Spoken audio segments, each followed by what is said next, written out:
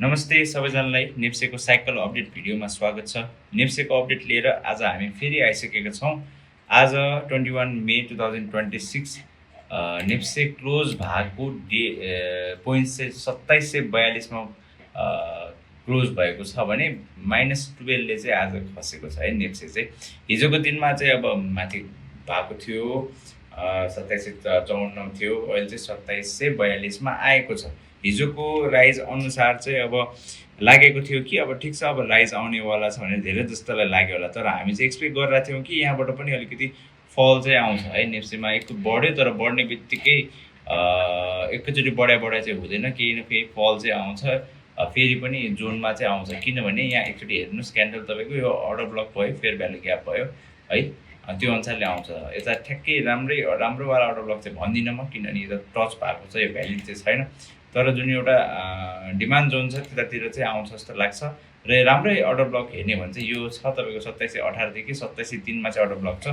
यतातिर फेरि पनि आउन सक्छ, त्यता नआइकन यतैबाट माथि जानुपर्ने हो भने चाहिँ 2765 भन्दा माथि क्लोजिङ दिनुपर्ने थियो आज नेप्सेले, बट त्यस्तो चाहिँ भएन। 2765 भन्दा कम 2742 मै एन्ड भएको छ। भोलिको दिनमा पनि त्यस्तै 27 यो ट्रेन्ड लाइनलाई रेस्पेक्ट गर्छ भने 2755 भन्दा माथिको चाहिँ क्लोजिङ चाहिने हुन्छ।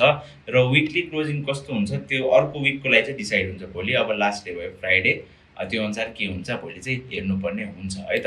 सो नेप्सेमा चाहिँ अब हिजो चाहिँ राइज आएको, आज फल आउनु कारण हिजो धेरै जस्तो राइज आएको भनेको आइपिओ जेन्जी स्टक्सहरू पनि बढेको थियो हिजो, र केही स्टक्सहरूले चाहिँ बढाएको थियो, बट त्यो बढाएको चाहिँ आज चाहिँ प्रफिट बुक पनि गर्यो। प्रफिट बुक गरेकोले पनि आज चाहिँ खसेको छ होइन, त्यो अनुसारले पनि भएको हो। र चान्स छैन, भोल्युम पनि त्यस्तो विधि छैन। भोल्युमको साथ बढेको भए अझै राम्रै हुन्थ्यो। भोल्युम छैन, 3 अर्ब 4 अर्बको जस्तो आइरहेको छ। ठिकै छ, एकुमुलेसन फेज अझै पनि सकेको रहेनछ, राम्रै बाइङ चलिरहेको छ भनेर बुझ्न सकिन्छ है त। नेप्सेमा चाहिँ यो छ अपडेट। अब खासै अरू त म भन्दिनँ, यति नै हेर्नुहोस् अहिलेको लागि। के गर्ने कस्तो गर्ने चाहिँ हामी स्टक्सहरू वाइज हेर्छौँ। र आज त स्टक्समा चाहिँ तपाईँको गेनर्समा हेर्दाखेरि चाहिँ आज चाहिँ एकदम बुङ्गलले चाहिँ एकदमै खतरै गरेको छ है। बुङ्गलमा चाहिँ मैले के भनेको थिएँ भने फर्स्टमा चाहिँ 730 सम्म चाहिँ जान्छ भनेको थिएँ। फर्स्टमा यति मैले एउटा सप्लाई जोन राख्दै थिएँ, र त्यतैबाट हिजो चाहिँ 685 भन्दा तलतिर क्लोजिङ भयो। 685 भन्दा माथि क्लोजिङ दिनुपर्ने हुन्छ। फर्स्टमा 730 पुग्छ चाहिँ भनेको थिएँ मैले, 730 पुग्छ भनेको थिएँ। 730 लाई कटेर हाई चाहिँ बनाएर 746 चाहिँ पुग्यो। 746 पुग्दाखेरि यो चाहिँ के सिचुएसन भयो भने तपाईँको 1 मिनट टाइम फ्रेममा बुङ्गललाई हेर्दाखेरि 1 मिनटमा बढेको छ, ठुलो भोल्युमको साथ चाहिँ बढेको छ। र भोलि हामी एउटा फल एक्सपेक्ट गर्न सक्छौँ है, यसबाट फल एक्सपेक्ट गर्न सक्छौँ। त्यस्तै अझै पनि पुगेको छैन भने अझै बढाउँछन् होइन, प्रफिट बुक गर्न पुगेको छैन अझै बढाउँछन्, नत्र यतैबाट फल एक्सपेक्ट गर्छौँ। किनभने लास्ट मिनटमा बढेको स्टक जहिले पनि भोलिपल्ट घटिरहेको देखिरहेको हुन्छ हामीले है। सो सतर्क रहनु होला। अब बुङ्गल त्यस्तै माथि गयो भने 823 देखिरहेको छ, त्यस्तै माथि गयो भने 823 हाई बनाउन गयो भने त्योभन्दा बेसी माथि जानु पर्यो। सो बुङ्गल होल्डर्सहरूले चाहिँ मजाले होल्ड गरेर राख्नु होला। अझै पनि होल्ड छैन होल्डै गर्नु होला। प्रफिट बुक गर्नेले ठिक छ गरिसक्नु भयो, केही भएन, अब त्यो स्टक्स अब हेर्नुहोस् अर्को स्टकतिर लाग्नु होला है त। बुङ्गल होल्डर्सहरूलाई चाहिँ मैले भने ल। अब अर्को सेकेन्डमा चाहिँ गेनर्समा हाम्रो लघुवित्त छ। लघुवित्त भन्ने यो भने लास्ट मिनटमा उडेको जस्तो देखिन्छ है। त्यस्तो विधि कहिले आज वैशाख मजाले आएको छ कि छैन डाटा, आज आएको रहेछ ल, ठिक छ। 1 मिनटको टाइम फ्रेममा हेर्दाखेरि लास्ट मिनटमा होइन त्यो बिस्तारै उड्दै गरेको देख्न सकिन्छ होइन लघुवित्त।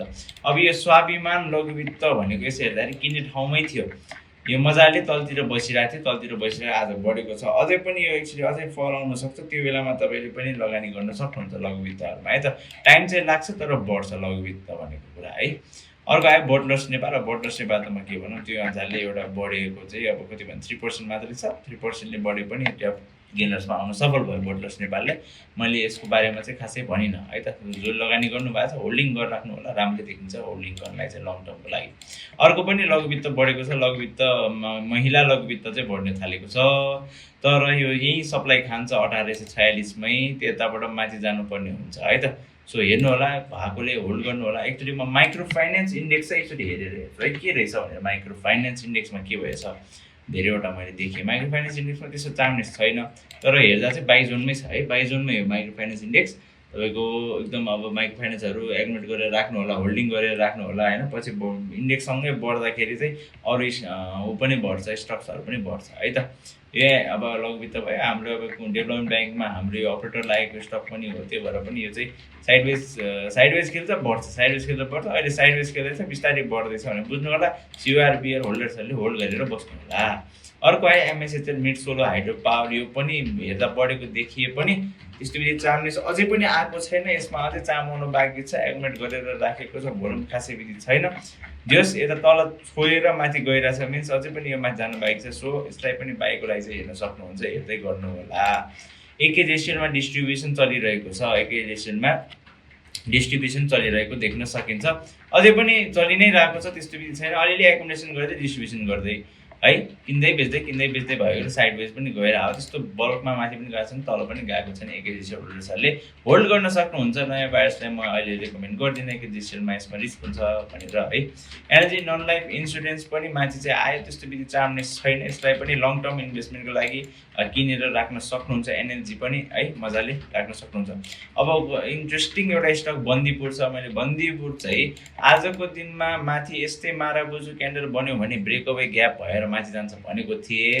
अनि तर आज डोजी क्यान्डल बनायो भनेपछि यो अर्डर ब्लकमा चाहिँ आउँछ नै भनेर बुझ्नुहोस्। केही टाइम लाग्ला, माथिसम्म पुग्न नि पुग्ला, तर यो 820 देखि 800 को लाइनमा आउँदाखेरि तपाईँले बन्दीपुरलाई फेरि पनि बाईको लागि हेर्न सक्नुहुन्छ। यो चाहिँ याद गर्नु होला भिडियो हेरिराख्नु भएकोहरूले है त। अर्को टिएसएचएल पनि hydro power 3 star hydro power limited, यो यसको पनि खासै चाम्नेस छैन, तर साइडवेज खेला चाहिँ यतै साइडवेज खेल्छ भाइ। यो पनि एकुमुलेट गरेर राख्ने ठाउँ हो, मजाले बाई गरेर राख्ने ठाउँ हो, अनि होल्ड गर्ने, त्यसपछि प्रफिट कमाउने हो। बढ्नलाई टाइम लाग्छ तर बढ्न चाहिँ बढ्छ है। अहिलेको नेप्से खस्दाखेरि खसेको जस्तो देखिन्छ, तर साइडवेजमा हो। अहिले दिगदार लाग्नुहुन्छ, किन्नु हुँदैन, बट अहिले नै किन्ने समय हो भनेर हामी धेरैचोटि भनिसक्यौँ। अलिअलि गर्दै किन्दै राख्नुहोस् न, जब बढ्छ त्यो बेलामा प्रफिट बुक गर्ने भनेर बुझ्नुहोस् है त। ल एकचोटि लुजर्सहरूमा के भएको रहेछ एकचोटि पनि हेरिदिउँ। यसले एचसी हाइड्रो पावर चाहिँ एकदम अप्पर होर एकदमै अस्ति बढायो, अनि एकदम डम्प होइन, पम्प र डम्प भएको छ। यस्तोमा चाहिँ अब जोसँग छ उसले चाहिँ अब निस्किनु भयो कि नै आज डम्प भएको बेलामा। यस्तोलाई म किन्ने रेकमेन्ड पनि अहिलेलाई दिँदिनँ है। झापामा पनि अस्ति जति पम्प हुनु पनि भइसक्यो, अब डम्प भइरहेको छ। यतै तलतिरै हो। फेरि किन्न चाहनुहुन्छ भने झापा चाहिँ एकदम कुर्नै पर्ने हुन्छ, 1230 कुर्नुहोस् है त झापा चाहिँ। एमएचएनएल पनि एकदमै पम्प र डम्प भएको छ। यो पनि एकदम त्यस्तै खालको स्टक हो। यसलाई एकुमुलेट गर्नलाई 250 देखि 260 मा एकुमुलेट गरेर राख्न सक्नुहुन्छ। सिटीमा लकिन खोल्यो, लकिन खोल्ने बित्तिकै अस्ति बढाए जस्तो लाग्यो, तर आज ठुलो बढाएर चाहिँ फेरि खसाइदिएको छ। यसमा पनि ठुल्ठुलो क्यान्डल बनिरहेको छ, एकदम भोलाटिलिटी टाइप्सको गइरहेको छ। यसलाई पनि होल्ड गरेर राख्नुहोस् होला। तपाईँसँग छ भने अझै होल्ड गर्न सक्नुहुन्छ है। लकिन खोल्दा अगाडि बेच्नु त भइहाल्यो, प्रफिट बुक गर्नु भइहाल्यो, नयाँले किन्नु भएको छ भने होल्ड गरेर राख्नुहोस् है। सिटीलाई पनि सागरहरू हिजो पम्प र डम्प भइहाल्यो, सागर पनि किन्ने ठाउँ नै हो, मजाले यहीँ किनेर राख्ने ठाउँ हेर्नुहोस् त। यो पनि तपाईँको यहाँतिर हेऱ्यो भने ठ्याक्कै किन्ने ठाउँमै छ, यो मजाले नै किनेर राख्ने ठाउँमा है। सागर पनि, सागर चाहिँ स्टप लस चाहिँ राख्नु होला 1600 यो कति पर्यो 1652 भन्दा तल भने 1650 भन्दा तल चाहिँ स्टप लस राख्नु होला। अर्को हामी जेन्जी स्टक पनि भयो, साल्पा विकास पनि भयो होइन। जेन्जी भन्न साल्पा विकास हो कि थाहा भएन। जस यो पनि साइडवेज खेल्न थालेको छ, यसलाई पनि एकुमुलेट गर्ने समय आएको छ। यो भयो सूर्यकुण्ड भयो, यिनीहरूबाट पनि डिस्ट्रिब्युसन भइरहेछ। यो पनि किन्ने ठाउँमा आएको छ। माबेल भयो, माबेललाई पनि राम्रो नै किन्नुहुन्छ भने अलिक तल कुरेर किन्नुहोस्, 650 कुर्नु भने अझै राम्रो माबेललाई। टिबिसिएल पनि साइडवेज खेल्न थालेको देखियो टिबिसिएल चाहिँ होइन, तर यो अझै पनि डाउन ट्रेन्डमा जान सक्ने सम्भावना छ। यसलाई किन्ने नै भयो तपाईँले 477 मा किन्न सक्नुहुन्छ है टिबिसिएललाई। अनि सान्वी पनि यो चाहिँ जेन्जी स्टक हो, यो चाहिँ साइडवेजमा छ। यसलाई अझै राम्ररी नै किन्न चाहनुहुन्छ भने चाहिँ 680 बाई गर्ने हेर्नु होला। 680 भन्दा तल चाहिँ जानु भएन है त। यिनीहरू भयो। अब एकचोटि म चाहिँ एउटा स्टक्सहरू हेरिदिन्छु। जियुएफएल एकचोटि हेर्न मन लागिरहेको थियो मलाई। जियुएफएल राम्रो देखाएको छ। 520 को बाई जोन दिएको थियौँ, 520 होइन, मैले 507 मै किनेर राखेको छु। राम्रै भइरहेछ 507 मा किनेर पनि। 520 को बाइङ जोन दिएको थिएँ मैले अरूलाई, उहाँले पनि लिनुभएछ। ठिकै भइरहेछ। जियुएफएल लङ टर्ममा राम्रै हुनेवाला छ।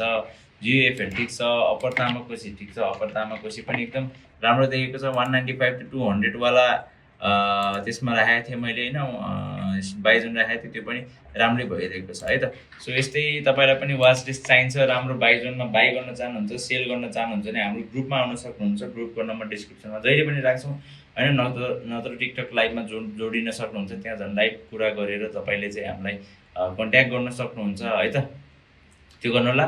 र जेठ 17 गते चाहिँ हाम्रो चाहिँ क्लास स्टार्ट हुँदैछ, तपाईँहरू हेर्दै हुनुहुन्छ भने क्लासको लागि पनि इन्क्वायरी गर्नलाई हामीलाई मेसेज गर्नुहोस् है त।